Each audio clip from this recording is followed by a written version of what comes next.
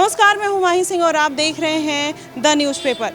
दिल्ली के ज्योति नगर अशोक नगर कॉलोनी में मौजूद हैं और यहां पर तौफीक नाम के एक लड़के ने भाई बहन के रिश्तों को शर्मसार कर दिया है। वही तौफीक जो नेहा को बहन मानता था, आज उसी तौफीक ने अब शादी के लिए नेहा को फोर्स किया और 5वीं मंजिल से गला दबाकर नीचे फेंक दिया। आपको बता दें, तौफीक को अब पुलिस ने रामपुर से गिरफ्तार कर लिया है।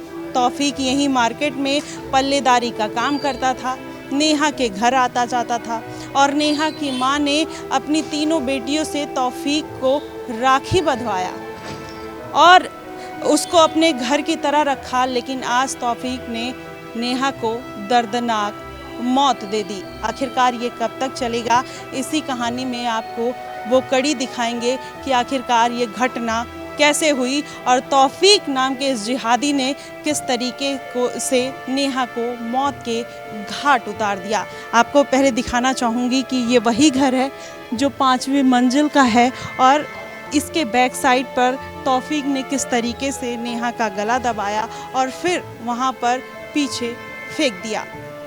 चलिए जानते हैं नेहा के घर वालों से वो दर्दनाक हादसा, वो दर्दनाक कहानी कि आखिरकार उनके ऊपर बीत क्या रही है। चलिए जानते हैं।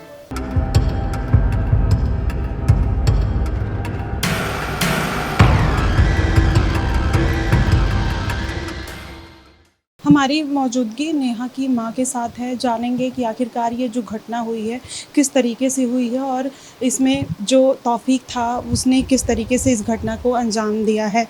माता जी, ये जो घटना हुई है इतनी दुखद भरी, ये कैसे हुई और आपने कब देखा तौफीक को आते जाते, और ये घटना के बारे में क्या कहेंगे? मैंने आते जाते तो उसको नहीं देखा था जब ये वारदात हुई। मैं तो यहाँ काम कर रही थी। बड़ी वाली लड़की ने यहाँ उठी थी, फ्रेश हुई थी, फिर वो पानी भरने ऊपर गई थी, कपड़े ले गई थी, ऊपर धोती थी कपड़े, मशीन ऊपर है। तो उसने ऊपर से फ़ोन करा कि मम्मी पानी नहीं आ रहा और देख लो। मैंने कहा कोई नहीं आ रहा, मैं अभी थोड़ी देर में और चला दूँगी तो आ जाएगा पानी।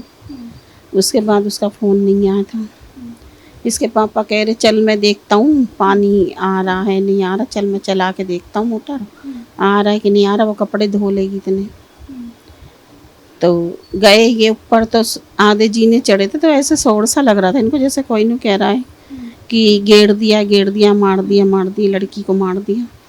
ये और ऊपर चढ़े तब इन्होंने देखा नजारा, अपनी आंखों से देखा। फिर कितने सालों से जान पहचान थी आप लोगों की, कितने सालों से आना जाना था और बहन भाई का रिश्ता बनाया और आप लोगों ने यकीन किया, क्यों? हमने आता था, हमारे 2-3 सालों से ये आता था। इसने शुरू में बहन बनाया था इसको, कह रहा था कि आंटी मेरी बहन नहीं है, ये मेरी बहन है। तो मैंने क्या भाई देख, हमारे वैसे तो होता नहीं है कि हम किसी और से वो करें, लेकिन जब तू कह रहा है कि भी मेरी बहन नहीं है और तू बहन बनाना चाहता है तो मुझे कोई बात नहीं। अगर बहन बना रखता तो बहन की तरह ही वो रखियो रिश्ता, क्योंकि हमारे में ऐसे इस रिश्ते को ये देख लो बहुत पवित्र रिश्ता मानते हैं, रक्षाबंधन को। आगे चल के कभी तू अपने इरादे बदल दे, अपनी नीयत बदल दे, कह रहा नहीं ऐसा कुछ नहीं होगा, बहन है तो बहन ही रहेगी। तो क्या उसकी नीयत और इरादे उसके सच में बदल गए? उसकी नीयत इरादे बदल गए। उस शादी के लिए फोर्स करा कि शादी कर लेते हैं, कोर्ट मैरिज कर लेते हैं। लड़की ने मुझे बताया, मैंने कहा बिल्कुल नहीं, बिल्कुल भी नहीं करनी शादी। मैंने इसको समझाया तो था पहले, इसकी समझ में नहीं आया। फिर मैंने उससे बात करी, मैंने कहा क्या कह रहा है कि शादी करने के लिए? मैंने तुझे समझाया नहीं था पहले? मैंने कहा हमारे ऐसे नहीं होता कि भाई हम हिंदू हैं तू और बिरादरी का। मैंने कहा हमारे नहीं हो सकता बिल्कुल भी। कह रहा चलो कोई बात नहीं, जब तक बात टाल दी इसने कोई बात नहीं। फिर लड़की को और तरीके से परेशान करने लगे, जैसे लड़की ने भी इससे बात करनी छोड़ दी थी। हमारे साथ नेहा की बड़ी बहन है और इनसे जानेंगे कि आखिरकार ये जो घटना हुई किस तरीके से हुई और क्या क्या इसमें जो तौफीक की मंशा थी वो किस तरीके की थी। आप नेहा की बड़ी बहन हैं। जी।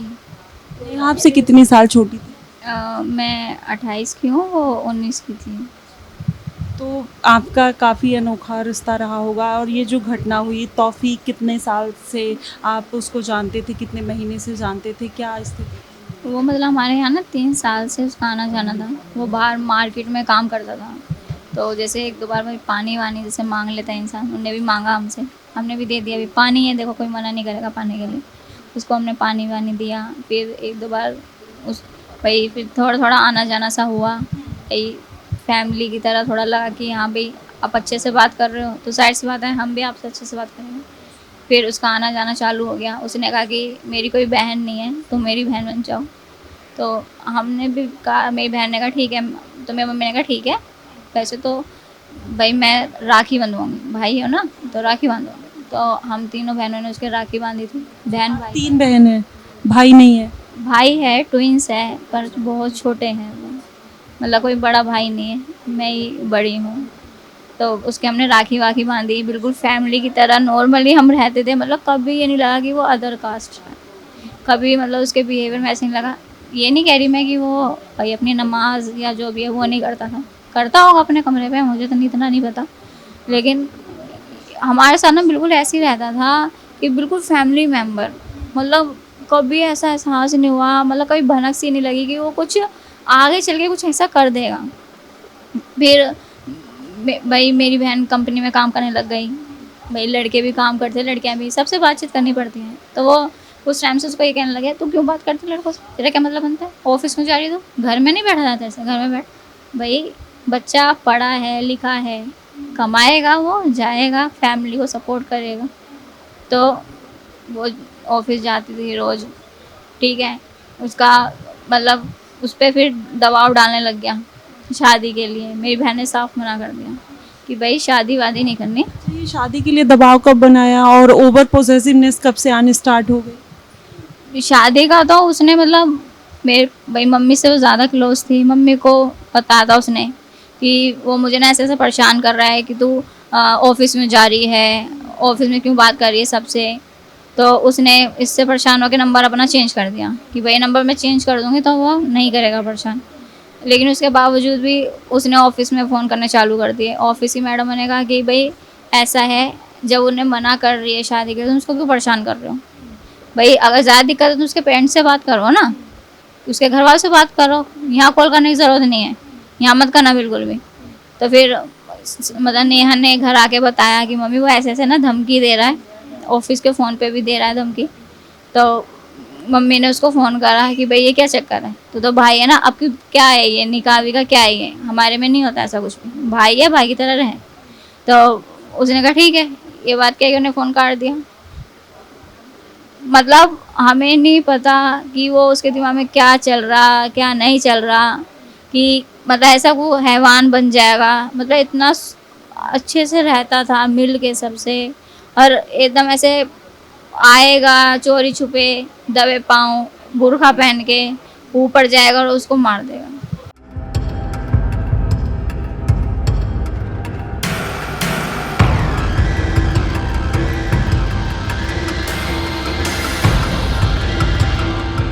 तो देखिए अब हम उस जगह पर मौजूद हैं जहां पर नेहा पानी देखने आई थी, जहां पर पानी की प्रॉब्लम चल रही थी और वो कपड़े फैलाने के लिए छत पर आई थी। और ये देखिए यहाँ पर वॉशिंग मशीन लगा हुआ है और वो जो तौफीक था इसी छत पर वो मौजूद था, कपड़े पहनकर, बुर्का पहनकर वो यहीं पर था। और वो शादी के लिए ज़बरदस्ती उसके साथ करता है और फिर उसका गला दबाने लगता है। और जब नेहा उसका विरोध करती है तो उसके पिता भी सामने आ जाते हैं। और जिस तरीके से ये पूरा मामला आता है और उनके पिता आते हैं और तौफीक और उनके पिता में हाथापाई होती है और फिर तौफीक गला दबाते दबाते नेहा को नीचे फेंक देता है। और ये देखिए ये 5वीं मंजिल है और यहाँ पर जिस तरीके से अभी पुलिस की तैनाती है और ये पूरा दिखाना चाहेंगे कि किस तरीके से यहाँ पर ये घटना को वारदात हुई है, जो घटना को अंजाम दिया गया है वो यहीं पर ये दिखाना चाहेंगे। यहीं पर वो गुस्से में नेहा को इसी ईंट पत्थर पर फेंक देता है और ये खाली प्लॉट है और इसी में वो नेहा को धक्का दे देता है, जिसके बाद नेहा किसी भी स्थिति में उठने लायक नहीं रहती है। वो दर्द से कराहती है, चीखती है, चिल्लाती है और मदद की गुहार लगाती है और फिर इसको उठाकर नेहा को हॉस्पिटल ले जाया जाता है। तेज बहादुर हॉस्पिटल जो है वहाँ पर ले जाते हैं और वहाँ पर नेहा का इलाज चलता है और डॉक्टर कुछ समय बाद नेहा को मृत घोषित कर देते हैं। ये वही छत है, ये वही जगह है और जहाँ पर नेहा ने आखिरी बार कदम रखा था और उसको नहीं पता था कि आज का दिन उसका आखिरी दिन होगा। और नेहा लास्ट समय पर पानी की डिमांड कर रही थी, पानी मांग रही थी, उसको प्यास लगी थी और जब वो पानी पी पाती उसके पहले ही उसकी मौत हो जाती है और ऐसे दर्दनाक हादसे का अंत हो जाता है।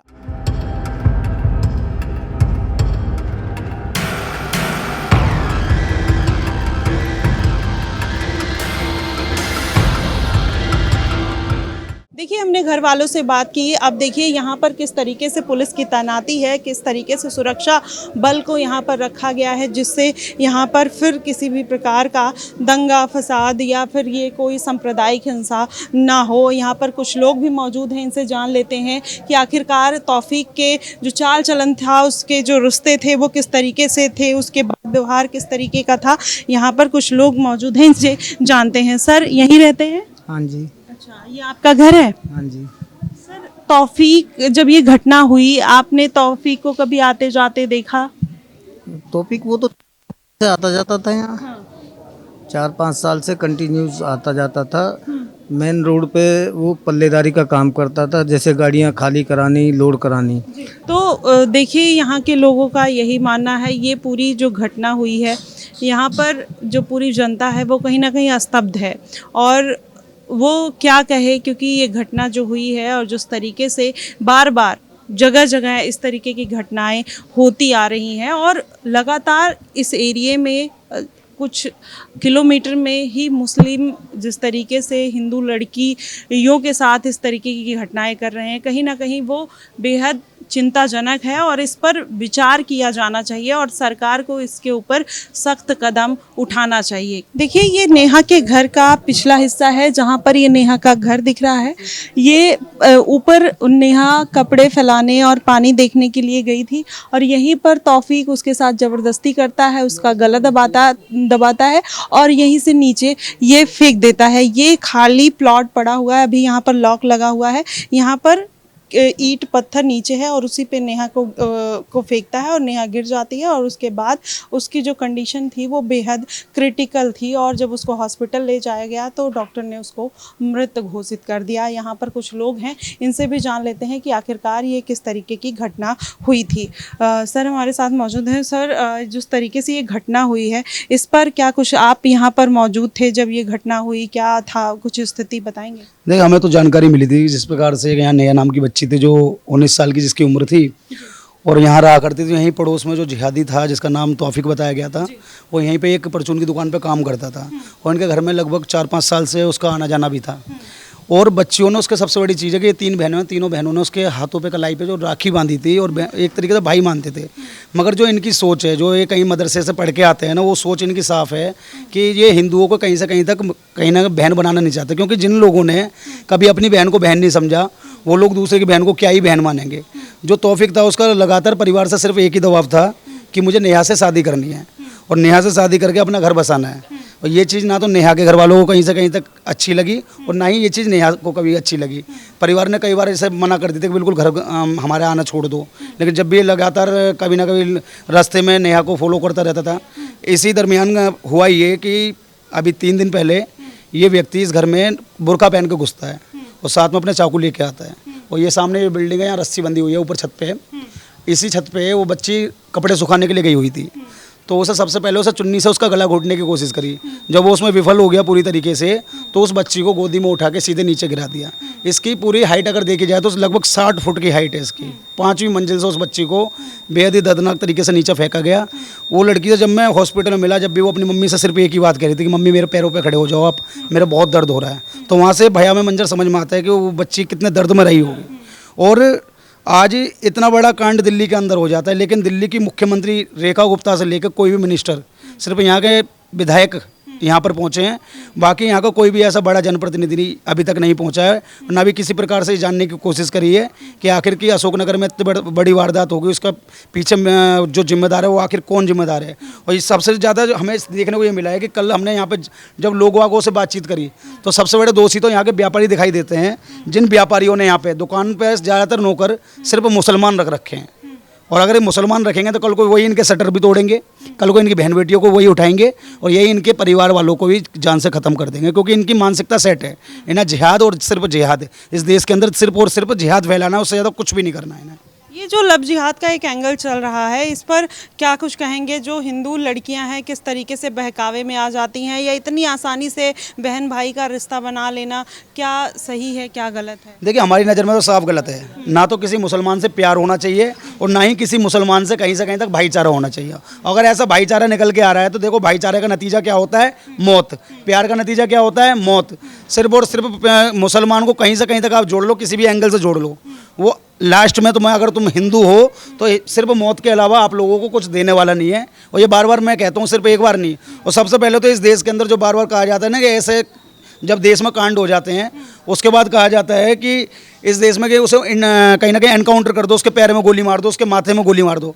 ना उसके पैर में गोली लगनी चाहिए, ना माथे में गोली लगनी चाहिए। जो मैन्युफैक्चरिंग जिस कंपनी से चल रही है, जिस कंपनी का नाम है सीधी भाषा में मदरसा, सबसे पहले देश के अंदर ये मदरसे बंद होने चाहिए, क्योंकि सारी की सारी ब्रांड वहीं से निकल रही हैं। जो जिहाद कंपनियां चल रही हैं वो उन मदरसों से चल रही है। सबसे पहले देश के अंदर एक कानून आए और सबसे पहले प्रतिबंध उन मदरसों पर लगाना चाहिए जहाँ ये शिक्षा दी जा रही है कि हिंदू काफिर होते हैं, हिंदुओं की बहन बेटियों को पटाओ और मस्जिदों से पैसा ले जाओ। ये सारी स्कीमें इसी प्रकार से चलती रहेगी। इसलिए मैं बार बार कह रहा हूँ, सबसे पहले इस देश के अंदर मदरसों पर बैन लगना चाहिए।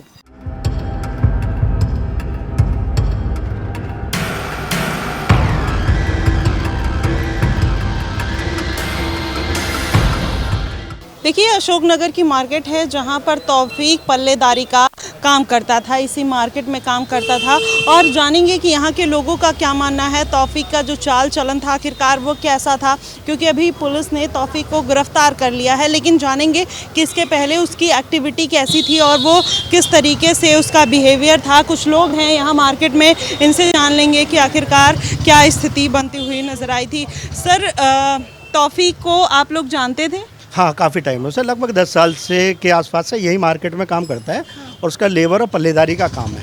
यानी दुकानों पे आके कि 20 कट्टे यहाँ से डालना, 10 कट्टे यहाँ से डालना, वो कट्टे बोरी का नक्का काम है उसका। तो चाल चलन कैसा था, क्योंकि इतनी बड़ी घटना को उसने अंजाम दिया, तो क्या ऐसे लगता था कि उसके बिहेवियर से कि वो ज़्यादा एग्रेसिव है, या किस तरीके की मानसिकता थी उसकी? मानसिकता तो सिर्फ हम अपनों के बीच में इतना ही वो काम होता है कि हमारे 50 कट्टे डालने हैं, 50 कट्टे उठने डाले, जो मजदूरी बनती है हमें उसे मजदूरी देनी है। बाकी बातें हमारी ऐसी लोगों से या लेबर से नहीं हो पाती। हमारा सिर्फ इतना है कि तुम्हारी लेबर कितनी बनी, शाम को पैसे कितने बने, तुम्हें क्या काम करना, बस इतना सा टारगेट हमारा उनके साथ तालमेल रहता है। इससे ज़्यादा लेबर के साथ नहीं रहता। अच्छा, ये जो घटना नेहा के साथ हुई और जिस तरीके से उसने दरिंदगी की है और उसको 5वीं मंजिल से नीचे फेंक दिया, उस पर क्या कुछ कहेंगे? मैं कहता हूँ कि संस्कृति कोई सी भी हो, इससे ज़्यादा निंदनीय घटना कोई नहीं हो सकती। और जियो जितना भी किया है, ऐसा सुना गया है, जो घर वालों का मानना था, अब तो उसने कबूल भी लिया है कि वो मॉर्निंग में लगभग 7:30 बजे आया है और बुर्का पहन रखा, तो उसके घर की छत पे गया है, 5वीं मंजिल पर लड़की को बुलाया है।